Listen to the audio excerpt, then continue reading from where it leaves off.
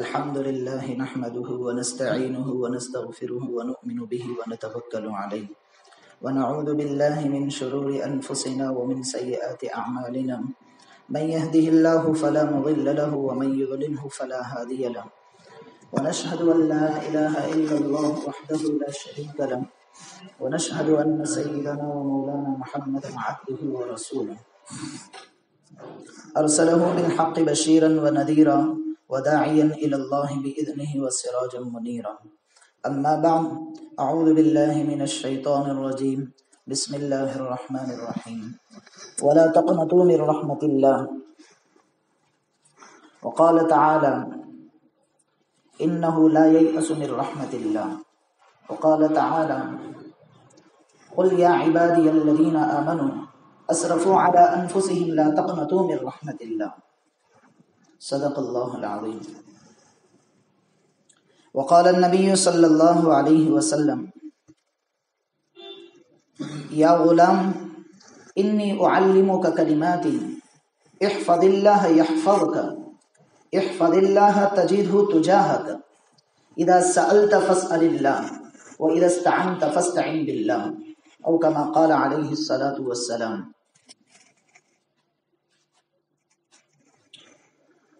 محترم بزرگوں اور دوستوں، اللہ پاک کا احسان ہوا کہ اللہ تبارک و تعالیٰ نے ہم سب کو جمعہ جیسی اہم عبادت کے لیے جمع فرمائے، اور جمعہ بھی ایسے بابرکت دنوں میں عطا فرمائی ہے جس کو رمضان المبارک کہا جاتا ہے. پہلی بات تو رمضان، پھر اس میں جمعہ کی عبادت، پھر اس میں سب سے اہم عبادت اپنے یہاں ماتھا ٹیکنا، اپنے آپ کو اللہ کے تابع کرنا، اپنے آپ کو اللہ کے ہر حکم کے مطابق چلانے کی اللہ تعالیٰ نے ہم سب کو توفیق عطا فرمائی. اللہ تعالیٰ سے دعا گو ہیں کہ اللہ تعالیٰ زندگی کی آخری سانس تک اپنے آپ کو اللہ کے تابع کرنے کی توفیق عطا فرمائے. میرے عزیز بھائیوں، رمضان المبارک ہمارے لیے زندگی کے ان اچھے اور بہت ہی قیمتی لمحات میں سے ہے جس کو اللہ تعالیٰ نے انسان کو زندگی دے کر بھیجی ہے. قرآن پاک کی آیت ہے اولم نعمرکم ما یتذکر فیہ من تذکر وجاءکم النذیر. کل قیامت کے دن اللہ پاک کے سامنے جب بندہ اللہ تعالیٰ سے ایک مکالمہ کرے گا کہ نہ میرے پاس وقت نہیں تھا، میرے پاس ٹائم نہیں تھا، میں فلاں کام میں مشغول تھا، میں فلاں میں مشغول تھا، تو اس وقت اللہ تعالیٰ یہ کلام ارشاد فرمائیں گے اولم نعمرکم، سوالی انداز، اولم نعمرکم، کیا ہم نے تمہیں وہ زندگی نہیں دی تھی جس زندگی میں رہتے ہوئے تم مجھے راضی کر کے آ جاتے. ما یتذکر فیہ من تذکر، اور صرف اتنا ہی نہیں، تمہارے لیے اس زندگی کے اہم لمحات میں بھی کچھ ایسے لمحات ہم لاتے رہے جس کو تم دیکھ کر اپنی زندگی کو صحیح رخ پر ڈال دیتے. مفتی تقی صاحب عالم اسلام کے شیخ الاسلام ہیں. ساری دنیا میں انہوں نے اپنے علم کا لوہا منوایا. آج ان کے فتوے کے بغیر کوئی فتویٰ جاری نہیں ہوتا. پڑوسی ملک کے ہیں مفتی تقی عثمانی صاحب، مولانا منظور نعمانی صاحب کے لڑکے ہیں. ان کی ایک کتاب ہے اصلاحی خطبات، اس میں ایک بات انہوں نے لکھی ہے اسی آیت کے تحت، جو میں نے آیت آپ کے سامنے پیش کی، اسی آیت کے تحت میں ایک بات لکھی ہے کہ بڑھاپا آنا بھی اللہ تعالیٰ کی طرف سے ایک بندے کو تنبیہ ہوتی ہے. زندگی میں بیماری آ جانا بھی اللہ کی طرف سے بندے کو ایک تنبیہ ہوتی ہے. کسی نے ملک الموت سے کہا، مضمون وہی رہنے دیجئے، ایک حدیث یاد آ گئی. کسی نے ملک الموت، کون ہے ملک الموت؟ حضرت اسرائیل علیہ السلام، اور ان کی ایک پوری جماعت ہوتی ہے. کسی نے ان سے کہا تم جان نکالتے ہو جانداروں کی، تو تمہیں کبھی ایسا بھی کرنا چاہیے کہ انہیں کبھی پہلے سے میسج دے دے یا انہیں کوئی خط پہنچا دے کہ بھئی فلاں وقت میں ہم تمہاری موت اور تمہاری جان نکالنے آنے والے ہیں، اس سے پہلے تم تیاری کر لو۔ تو اس وقت انہوں نے جو جملہ کہا ہے، جو حدیث پاک میں آیا ہے جملہ، وہ آج میں آپ کے سامنے نقل کر رہا ہوں۔ حضرت اسرائیل علیہ السلام نے کہا، ارے نادان لوگ ہو تم۔ کیا کہا؟ تم نادان لوگ ہو، تمہیں کس نے کہا کہ ہم ڈائریکٹ آتے ہیں جان نکالنے کے لیے، ہم سیدھے جان نکالنے آتے ہیں، یہ تمہیں کس نے کہا؟ ہم تو اس کی جان نکالنے سے پہلے بہت پہلے اس کو میسج بھیج دیے ہوتے ہیں، بہت پہلے اس کو ہم خط بھیج دیے ہوتے ہیں، لیکن جس کو بھیجا ہوا ہے وہ سنبھلتا نہیں ہے، وہ سدھرتا نہیں ہے، وہ جاگتا نہیں ہے، وہ خوابیدہ زندگی سے بیدار نہیں ہوتا ہے، وہ خواب خرگوش میں ہمیشہ سویا ہوا ہوتا ہے۔ تو اب سائل نے سوال کیا وہ میسج اور وہ خطوط کیا ہوتے ہیں؟ تو حضرت اسرائیل علیہ السلام نے کہا، سر میں سفید بال کا ہو جانا یہ میسج ہے کہ اب اللہ کی طرف جانے کی تیاری کرنا، بیماری کا آ جانا، دانتوں کا جھڑ جانا، چمڑی کا سکڑ جانا، آنکھوں کی بینائی کا کم ہو جانا، کانوں کا سنائی کم دینا، چلنے میں طاقت نہ رہنا، بولنے کی سکت نہ رہنا، آواز میں گنجائش نہ رہے، دیکھنے میں گنجائش نہ رہے، چلنے کی طاقت نہ رہے، بولنے کی طاقت نہ رہے، سمجھنے کی قوت سلب ہو چکا ہے، آدمی اور بوڑھا ٹھٹیا جائے اور بستر پر سو جائے، یہ پیغام اور خطوط ہوتے ہیں حضرت اسرائیل علیہ السلام کی طرف سے کہ اب جانے کی تیاری کرو، رہنے کی تیاری نہ کرو۔ لیکن آج امت کا حال کیا ہے؟ ایک حدیث اور یاد آ گئی، آپ علیہ الصلوۃ والسلام نے فرمایا، ابن آدم کا پیٹ 2 وادیوں سے 3 وادیوں سے بھی نہیں بھرتا، یعنی سونے کا ایک پہاڑ بھی اس کے منہ میں ٹھوسیں کہ کھا سونا، سونے کے لیے تو اتنا کچھ کرتا ہے، یہ کھا سونا اور یہ پہن سونا، پھر بھی وہ کہے گا کہ ہائے سونا، ہائے پیسہ، ہائے دنیا۔ یہ حضور کا فرمان۔ تو معلوم یہ ہوتا ہے کہ حضرت اسرائیل علیہ السلام ہماری موت سے پہلے یا جس کسی کی جان نکالنی ہو اس سے پہلے پیغامات بھیج دیتے ہیں۔ ضرورت کیا ہوتی ہے کہ ان پیغامات پر آدمی سنبھل جائے۔ گاڑی کی پٹری اگر اتر چکی ہے راستے سے تو اس کو صحیح رخ پر لانے کی کوشش کریں، اور رمضان المبارک کا مہینہ جو ہے یہ انہی ایام میں سے ہے کہ اگر میری پٹری اتر چکی ہے تو میں اپنی گاڑی کو پٹری پر واپس لاؤں۔ جمعہ کا دن ہفتے کا سردار ہے، یہ کیوں آتا ہے؟ یہ اسی لیے آتا ہے تاکہ ہماری زندگی کے 6 دنوں کے اندر جو کچھ کمیاں اور کوتاہیاں ہو گئی ہیں وہ اس ایک دن میں پھر ہم اللہ سے معافی تعافی کر کے، اللہ سے صلح کر کے اپنی زندگی کے اس رخ کو پھر صحیح رخ پر لانے کی کوشش کریں۔ اور میرے عزیزوں، یہ کوئی نئی بات نہیں ہے، ہر پیغمبر نے ہر قوم کو یہی بات سمجھائی۔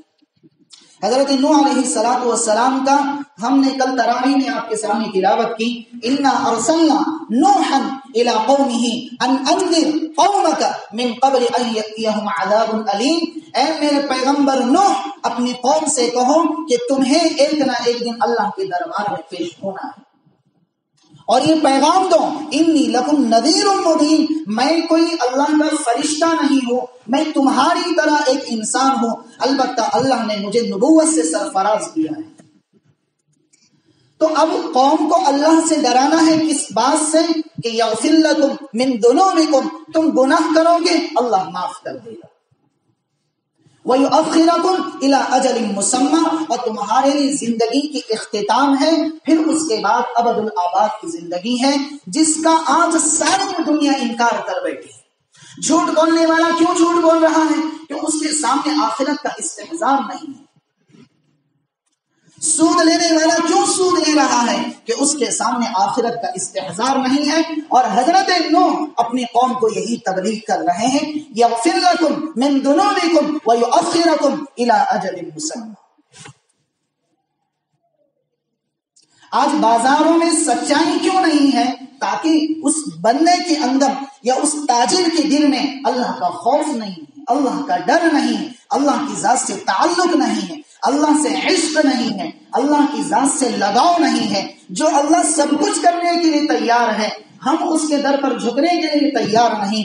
جو بادشاہ یا جو سلطنت چلانے والا جس کے بس میں کچھ نہیں ہے، وہ اپنے بال میں اگر کھجلی پیدا ہو جائے تو اس کھجلی کو کھجانے کے لیے اس کے ہاتھ میں طاقت نہیں ہے، آج ہم اس بادشاہ کے پاس جھکتے ہیں۔ لیکن جو بادشاہوں کا بادشاہ ہے، جو ساری جہاں کی سلطنت کو سنبھالے ہوئے ہے، سارے ساتوں آسمانوں کو سنبھالے ہوئے ہے، زمین کی سلطنت کو سنبھالے ہوئے ہے، مشرق اور مغرب، شمال اور جنوب کے نظام کو سنبھالے ہوئے ہے، ہواؤں کے سرد اور گرم کے نظام کو چلائے ہوئے ہے، سمندر کے پانی کو کھارا بنایا ہوا ہے، آسمان سے برسنے والے پانی کو میٹھا بنایا ہے، اور چشموں کو تمہارے لیے پیدا کیا ہے، باغات کو تمہارے لیے بنائے ہیں، سورج کا نظام تمہارے لیے چلایا ہے، چاند کے نظام کو تمہارے لیے چلایا ہے، سورج میں گرمی پیدا کی تاکہ پھلوں میں مٹھاس پیدا ہو، چاند میں ٹھنڈک پیدا کی تاکہ پھلوں میں مٹھاس پیدا ہو۔ اگر صرف گرمی ہی گرمی رہتی تو سورج کی وجہ سے پھلوں میں مٹھاس نہ آتی،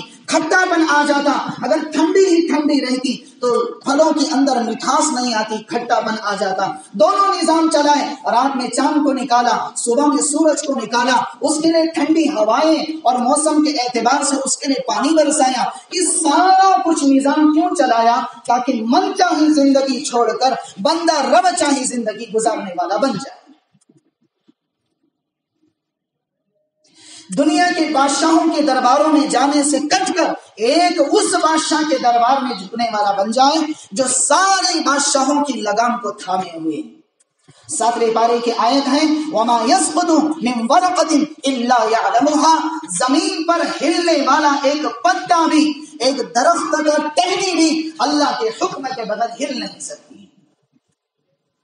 یہ وہ بادشاہ ہے، یہ وہ طاقت ہے جو ساری دنیا کے نظام کو سنبھالے ہوئے ہے، حالات کو لانے والا، حالات کو سازگار بنانے والا، زندگی میں خوشی اور غمی لانے والا، مسکراہٹیں لانے والا، چین لانے والا، سکون لانے والا، موت دینے والا، زندگی دینے والا۔ تبارک الذی بیدہ الملک وہو علی کل شیء قدیر، اللہ لا الہ الا هو الحی القیوم لا تأخذہ سنۃ ولا نوم لہ ما فی السماوات وما فی الارض من ذا الذی یشفع عنده الا باذنہ، اس کی سفارش کے بغیر، اس کی اذن کے بغیر، اس کے حکم کے بغیر اس کے سامنے کوئی دم بھی نہیں مار سکتا۔ فرشتوں کی فرشتے اس کے سامنے دھڑا دھڑ گر رہے ہیں، انبیاء کانپ رہے ہیں، نبیوں میں وہ طاقت نہیں ہے کہ اللہ کے سامنے فریاد کر سکیں، اللہ کے سامنے سفارش کر سکیں، لیکن وہ اللہ ہے جو ساری دنیا کے نظام کو سنبھالے ہوئے ہے۔ وَمَا تَسْقُطُ مِن وَرَقَةٍ إِلَّا يَعْلَمُهَا وَلَا حَبَّةٍ فِي ظُلُمَاتِ الْأَرْضِ وَلَا رَطْبٍ وَلَا يَابِسٍ، ہر کچے، ہر پکے، ہر سچے، ہر جھوٹے، ہر دنیا کے نظام کو اللہ تعالیٰ اپنی سلطنت میں سنبھالے ہوئے ہیں۔ ضرورت اس بات کی ہے کہ ہم اس رب سے جڑ جائیں۔ یہ ہنسا مذاق نہیں ہے، یہ حقیقت ہے کہ اللہ حق ہے، اللہ لا الہ الا ہو، یہ حق ہے۔ فتعال اللہ الملک الحق، یہ حق ہے۔ لا الہ الا اللہ کا پیغام ہی یہی ہے کہ اپنی من کو چھوڑ کر اپنے رب کو راضی کر کے دنیا سے چلے جائیں۔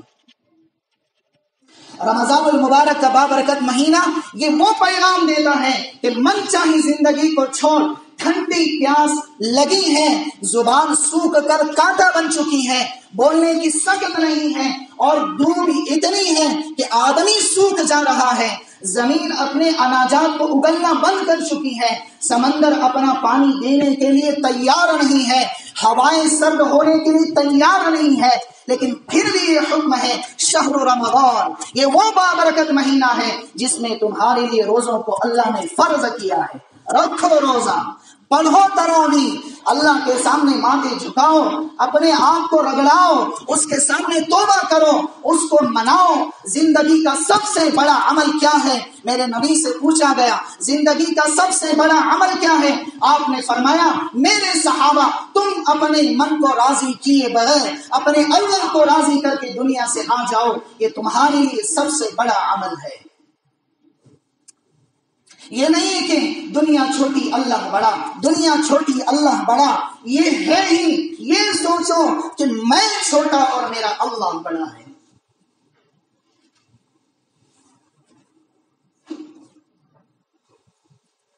اس لیے میرے عزیزوں یہ رمضان المبارک کا بابرکت مہینہ آپ کے لیے خوشیاں لایا ہے، مسکراہٹیں لایا ہے، راتوں میں رونا لایا ہے، تہجدوں کے لیے وقت لایا ہے، سونے کے لیے نہیں ہے۔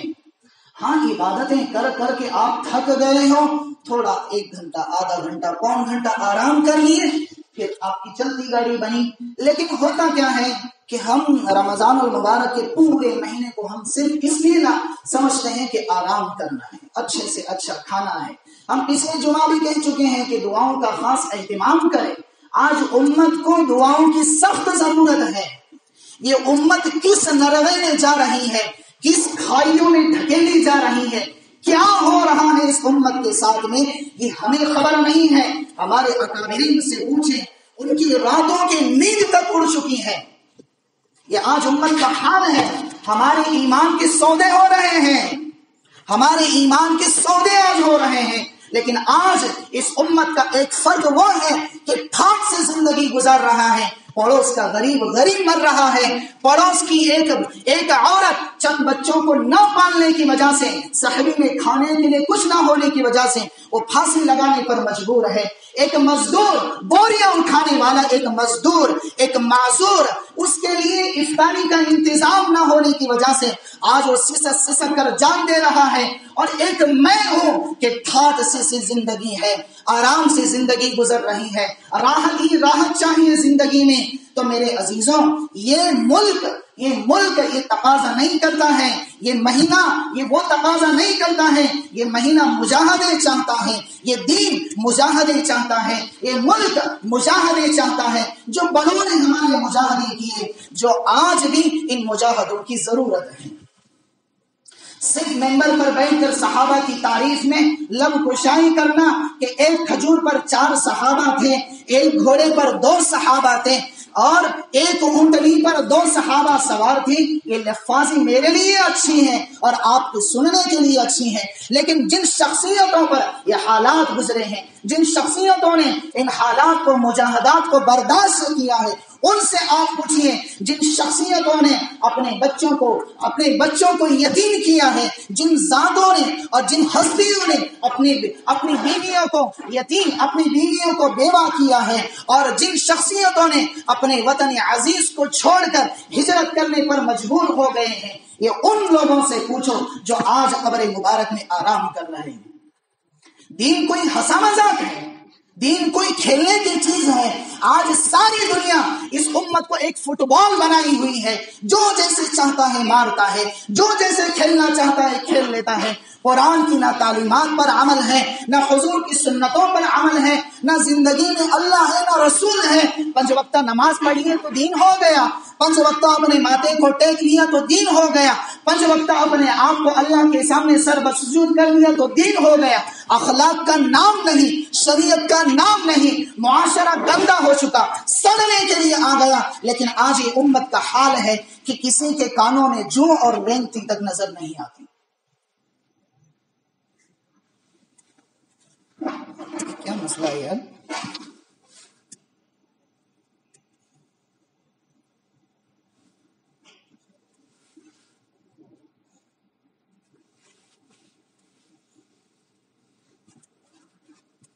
اس لیے میرے عزیزوں، اپنی من چاہے زندگی کو چھوڑ کر رب چاہے زندگی گزارنے کی کوشش کریں۔ ہم کوشش کریں، اللہ کو منائیں، اللہ تعالی ہمارے لیے اپنے باہیں کھول کر تیار ہیں۔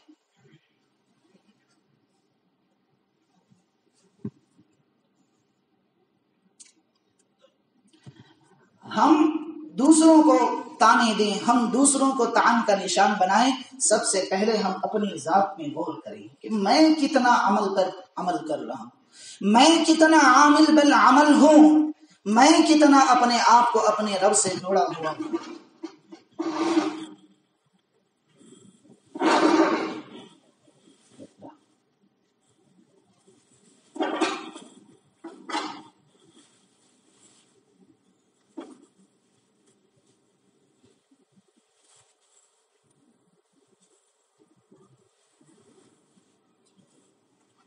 اور رمضان المبارک ہے، یہ آخری عشرہ اللہ تعالیٰ نے آپ کے سامنے لائے ہیں۔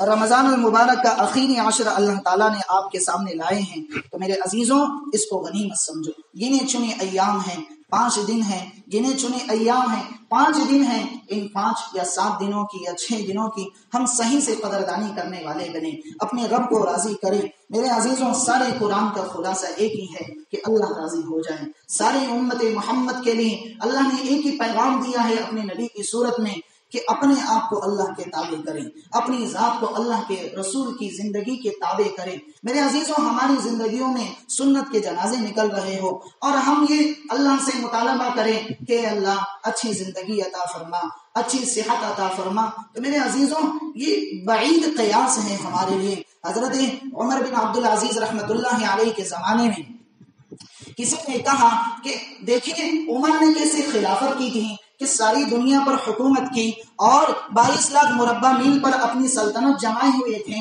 تمہیں کیا ہوا ہے؟ تم بھی تو صحیح حکومت کرو۔ حضرت عمر بن عبدالعزیز رحمۃ اللہ علیہ نے کہا بھائی عمر کے خلیفہ ابو ہریرہ تھے جو رات بھر مسلح کے سوار تھے، دن بھر گھوڑے کی پیٹھ پر سوار ہوتے تھے، یہ وہ تھے عمر کے دور حکومت میں سانس لینے والے۔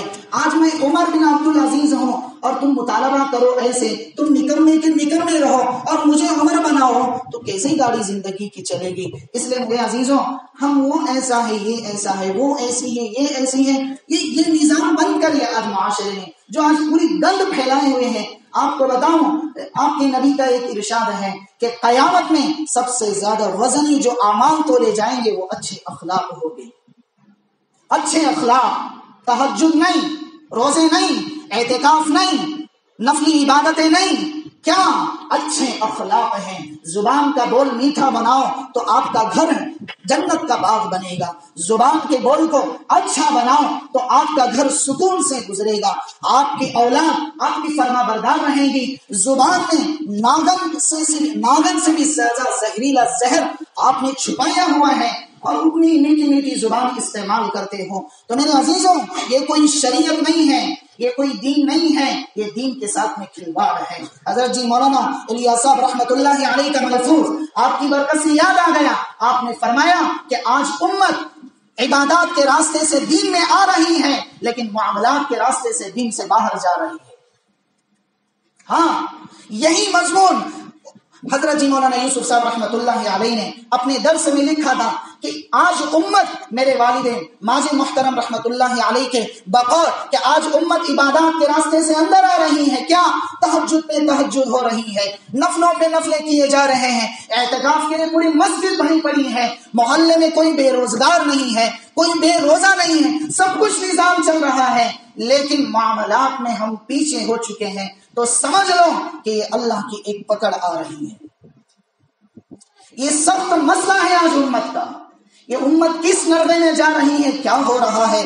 آج میرے ایمان کے بیچنے کے سودے مارکیٹ میں ہو چکے ہیں لیکن مجھے خبر نہیں ہے، میں تو بس اسی میں ہوں، چپل 1000 کے، کپڑے 5000 کے، ٹوپی 5000 کی، رومال 10,000 کا، میں ویسا میں ایسا، میری گاڑی ایسی، گاڑیوں میں اب کمپٹیشن لگتا ہے کہ تیری بلوڈ میری بلوڈ، تیری بائک میری بائک کے بغیر چلتا نہیں۔ آج یہ امت کا حال ہے اور ایک امت کا حال یہ ہے۔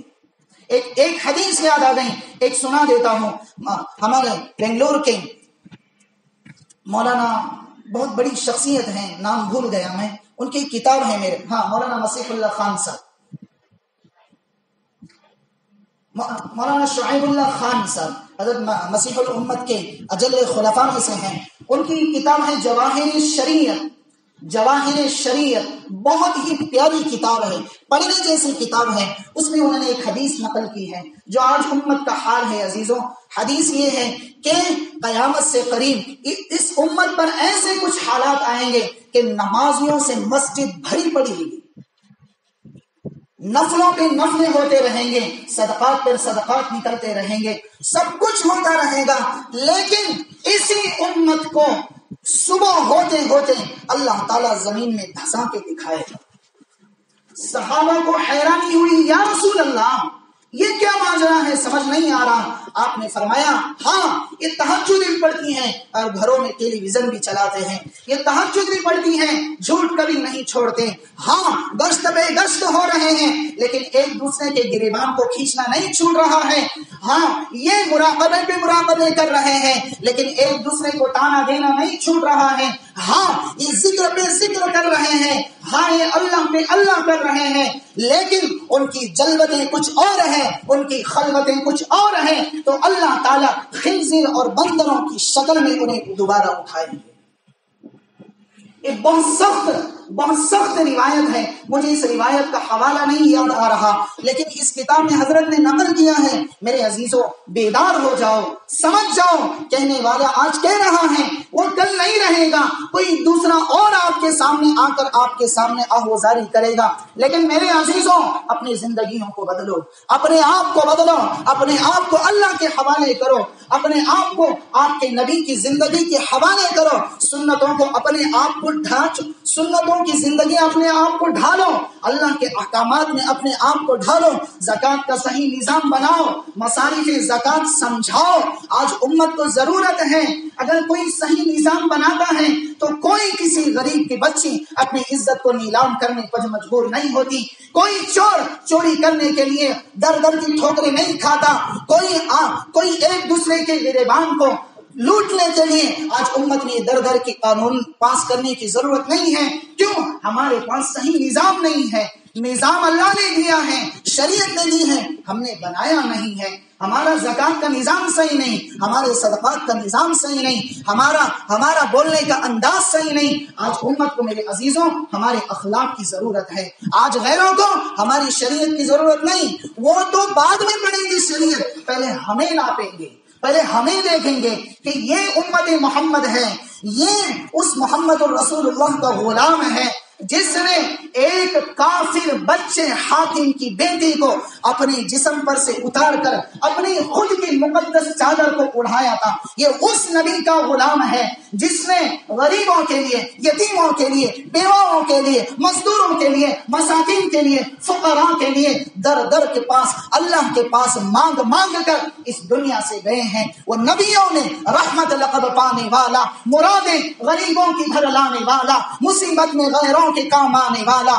وہ اپنے پرائے کا غم کھانے والا، فقیروں کا ملجا، ضعیفوں کا ماوا، یتیموں کا والی، غلاموں کا مولا، مسے خام کو جس نے کندن بنایا، کھرا اور کھوٹا جس نے الگ کر دکھایا، عرب جس پہ تھا قرنوں سے جہل چھایا، پلٹ دی بس ایک آن میں خاک۔ یہ کایا، یہ وہ نبی کے اوصاف ہیں جو الطاف حسین حالی نے اپنے انداز میں کہے ہیں۔ یہ وہ نبی ہیں جس کے صدقے میں اللہ نے ساری کائنات کو بنائی، جس کے صدقے میں اللہ نے قرآن کی آیتیں اور قرآن جیسی بابرکت کتاب کو اتارا۔ یہ وہ نبی ہے جس کی صحبت میں صحابہ جیسے جلیل القدر انسان اللہ تعالیٰ نے اس امت کو سرمایہ دیا۔ یہ وہ نبی ہے جس کی صحبت پانے والا رضی اللہ عنہم ورضوا عنہ کا لقب لیا۔ یہ وہ نبی ہے جس کی امت کو خیر امت کہا، کنتم خیر امت اخرجت للناس۔ یہ وہ نبی ہے جس کے صدقے میں اللہ نے صرف اسی امت کو امت مسلمہ کا لقب دیا۔ یہ وہ نبی ہے جس کے لیے اللہ تعالیٰ نے ساری زندگی کا خلاصہ امت کے سامنے پیش کیا۔ آپ نے 11 شادیاں کی، کیوں کی؟ تاکہ خلوت بھی امت کے سامنے ہو، جلوت بھی امت کے سامنے ہو۔ جلوت تو صحابہ نے دیکھی تھی لیکن خلوت آپ کی 11 بیویوں نے امت کے سامنے لائی۔ یہ کوئی نعوذ باللہ خواہش پرست نبی نہیں ہے۔ اگر خواہش پرست نبی ہی ہوتا تو 40 سال کی بوڑھی عورت ہے اور 25 سال کا ایک جوان اور شباب اور ایک دم عین جوانی پر یہ وہ نبی ہے۔ اگر خواہش پرست نہیں ہوتے تو آج 11 شادیوں میں صرف ایک بیوی کنواری ہے اور باقی سب کی سب مطلقہ اور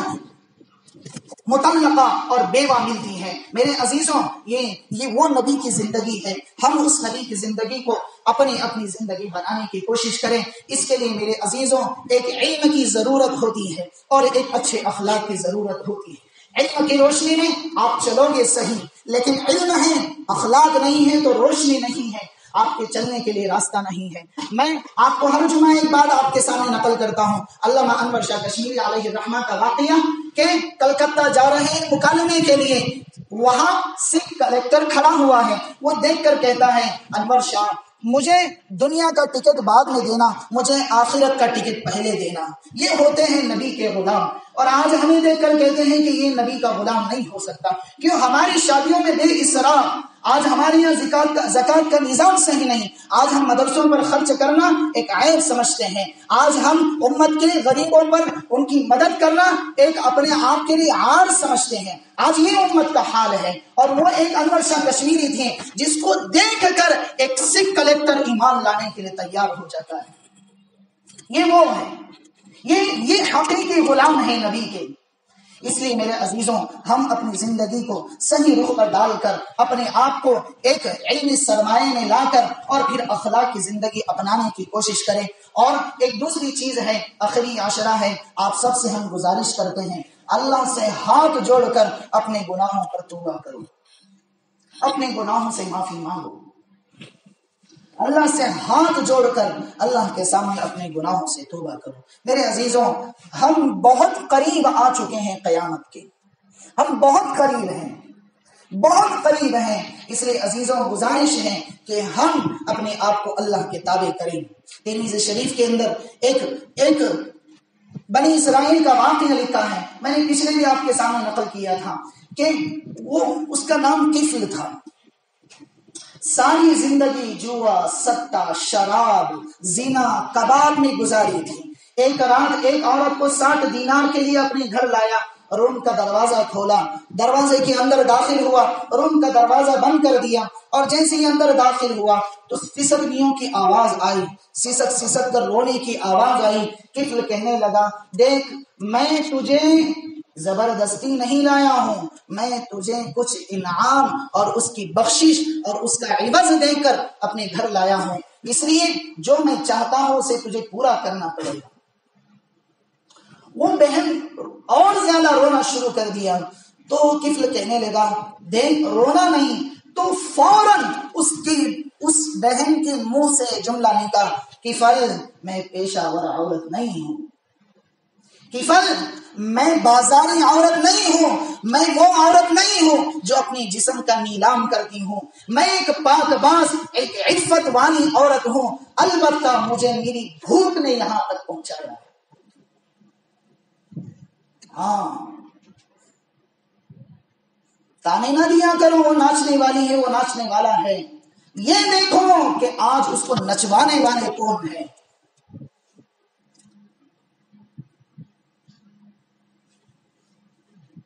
مجھے میری بھوک نے یہاں تک پہنچایا ہے۔ آج امت سمجھ نہیں رہی اس نظام کو۔ تو کفل کے دل میں ایک دم کایا پلٹ گئی، وہ کہنے لگا بہن مجھے معاف کر دے، مجھے معاف کر دے، میں کچھ اور دنیا میں کھو گیا تھا، مجھے معاف کر دیں، مجھے تیرے آنسوؤں کا واسطہ ہے، کل قیامت کے دن اللہ پوچھے گا تو تم گواہی دے دینا۔ جس عزت کے ساتھ تو میرے گھر آئی ہے اسی عزت کے ساتھ تو اپنی گھر چلی جائے۔ دیکھیے نظام کائنات اللہ کی ذات پر بھی قربان جائے، وہ اپنی طرف دوڑنے والوں کو کبھی اکیلا نہیں چھوڑتا ہے، وہ باہیں پھیلا کر کھڑا ہو جاتا ہے کہ آ جا، میں تیرا ہی تو انتظار کر رہا تھا۔ 70 سال کا بوڑھا بھی اگر ایک مرتبہ کہہ دے اے اللہ ساری زندگی تیرے سامنے تیری نامان کر گزاری ہے، ایک لمحہ آج میں تیرے سامنے اپنی آہوزاری کا اظہار کرتا ہوں، تو وہ کہتا ہے کہ تو آسمان تک اپنے گناہوں کو لگا اور ایک مرتبہ کہہ دے مجھے معاف کر دے، میں اس سارے گناہوں کو معاف کر کے دکھاؤں گا۔ یہاں کفل کے ساتھ میں ہوا کیا؟ وہ بہن گھر پہنچی نہیں ہے ابھی، یہاں کفل کی موت ہو گئی۔ سارے شہر میں چرچا کہ کفل مر گیا، کفل مر گیا، لیکن مشہور کیا تھا؟ زانی ہے، شرابی ہے، کبابی ہے، وہ فلاں ہے، وہ فلاں ہے۔ تو اب یہ ٹائٹل پورے شہر میں مشہور تھا، تو اللہ کی رحمت پر قربان جاؤ میرے عزیزوں، میرے رب نے اس کے دہلیز پر لکھ کر دکھایا ان اللہ قد غفر للکفل، اللہ تعالیٰ نے کفل کو معاف کر دیا۔ یہ کیوں لکھا؟ تاکہ ساری دنیا کے لوگوں کو یہ پتا چلے کہ اللہ غفور الرحیم ہے. اسی لیے میں نے آیت پڑھی، قل یا عبادی الذین اسرفوا، میرے نبی میرے بندوں سے کہہ دو، مسلمان نہیں، میرے بندوں سے کہہ دو، یا عبادی الذین اسرفوا، جنہوں نے اپنی جانوں پر ظلم کیا. کیا کہنا ہے؟ علی انفسہم، اپنی جانوں پر ظلم کیا ہے. کیا کہنا ہے؟ لا تقنطوا من رحمت اللہ، اللہ کی رحمت سے کبھی نا امید نہ ہو جائیں. توبہ کریں، اللہ معاف کرنے کے لیے تیار ہے. قیامت کے دن دو شخصوں کو لایا جائے گا تو اللہ تعالیٰ کے سامنے فرشتے کہیں گے اللہ یہ تیرے دونوں بندے ہیں، کھاتا پورا خالی ہے، کچھ نہیں ہے، زیرو ہے، نیکی نام کی نہیں ہے. تو اللہ تعالیٰ کہیں گے ٹھیک ہے بھیج دو دونوں کو جہنم میں. تو ایک دوڑے گا اور ایک چلتے ہیں، کبھی پیچھے دیکھے گا کبھی آگے دیکھے گا، کبھی پیچھے دیکھے گا کبھی آگے دیکھے گا، کبھی اللہ کو دیکھے گا کبھی آگے دیکھے گا.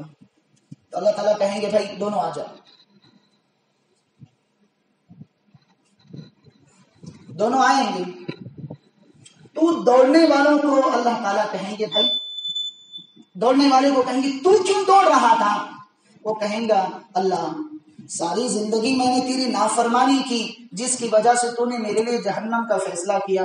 میرے دل میں آج آ گیا کہ چلو آج ایک حکم اللہ کا مان لیتا ہوں، اس لیے میں دوڑتے ہوئے جا رہا تھا. تو اس سے کہیں گے تو کیوں پیچھے دیکھ کر آگے دیکھ رہا تھا؟ وہ کہے گا تیرے نیک بندوں سے میں نے سنا ہے کہ تو بڑا غفور الرحیم ہے، تو گناہوں کو معاف کرتا ہے.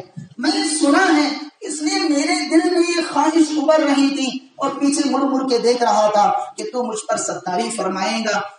میں دل سے معافی مانگ چکا ہوں. تو اللہ تعالیٰ کہیں گے اچھا چلو میں نے تم دونوں کو بھی معاف کر دیا اور جاؤ جنت میں. پہلے زمانے میں ایک تاجر تھا، یہ اسرائیلی روایات ہے. تو اس کو بھی لایا جائے گا تو کہیں گا اللہ پورا کھاتا خالی ہے. فرشتے کہیں گے کچھ بھی نہیں ہے نیک اعمال. تو فرشتے کہیں گے البتہ اس کی ایک نیکی ہے، وہ یہ کہ جس کسی کو سودا دیتا تھا اگر تاخیر ہو جاتی تو معاف کر دیتا، انہیں تنگ نہیں کرتا تھا، پریشان نہیں کرتا کہ دینا ہی پڑے گا. ورنہ آج کا ماحول اس کی مجبوریوں سے فائدہ اٹھانا ہے، دینا ہی پڑے گا. ورنہ میرے چپل صاف کر، میری گاڑی صاف کر، میری ٹوپی دھو کے لا، میرے تلوے صاف کر، میرے سر میں مالش کر، یہ آج. ورنہ میرا گھر بنا. اور وہاں وہ کیا کہنے لگا اللہ میں تیرے بندوں کو ڈھیل دے دیا کرتا تھا. تو اللہ کہیں گے اچھا تو اتنی ڈھیل اپنے بندوں کو دیا کرتا، اپنے گاہکوں کو دیا کرتا تھا، چل میں بھی آج تجھے ڈھیل دے دیتا ہوں، جا جنت میں آرام سے رہ جا. یہ اللہ ہے. اس لیے میرے عزیزوں اللہ کی ذات سے نا امید نہ ہو جائیں کہ ہم نے بہت گناہ کیے ہیں، ہم نے اتنے گناہ کیے ہیں. میری زندگی میں کچھ نوجوانوں نے مجھے کہا مولانا یہ ہے ہم کیسے. میں نے کہا بھائی ڈرنا نہیں، اللہ سے مانگو، رو اس کے سامنے اپنے گناہوں کی معافی مانگو. وہ غفور الرحیم ہے، وہ معاف کرے گا. تو اس لیے میرے عزیزوں یہ اخیری عشرہ ہے. اللہ تعالیٰ نے ہمارے سامنے یہ بابرکت مہینہ لائے ہیں اور اس میں بھی یہ جمعہ جیسی اہم عبادت کا دن لائے ہیں. اس لیے ہم اپنے گناہوں سے مکمل اعتبار سے اللہ کے دربار میں رو دھو کر معافی کے ساتھ میں دل سے سچی توبہ کریں گے، سب کریں گے انشاءاللہ.